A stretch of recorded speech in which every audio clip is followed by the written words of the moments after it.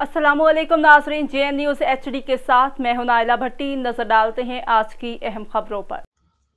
Report करते हैं tehsil bureau chief JNTV doctor Asghar Noon, deputy commissioner Lodhra मोहतरम जनाब बाबर रहमान वड़ाइद से bureau chief doctor Asghar Noon और तहसील रिपोर्टर हाफिज सहेब नून की उनके ऑफिस में मुलाकात। तफसील के मुताबिक आज राना असगर नून हाफिज सहेब नून ने डिप्टी कमिश्नर से और उनके ऑफिस में मुलाकात की। ब्यूरो चीफ राना असगर ने डिप्टी कमिश्नर को कहरोड पाका के मसाइल के बारे में आगाह किया। खसूसी तौर पर कहरोड पाका शहर के खस्ता हाल रोड और सीवरेज के बारे में बताया। डिप्टी कमिश्नर साहब ने यकीन दहानी कराई इंशाल्लाह शहर के मसाइल हंगामी बुनियादों पर हल किए जाएं।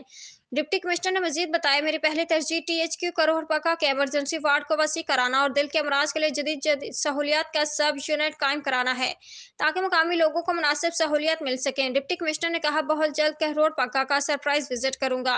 बाद में राना असगर नून ने डिप्टी कमिश्नर की कहरोड पक्का में खिदमात को सराहा, उनका शुक्रिया अदा किया।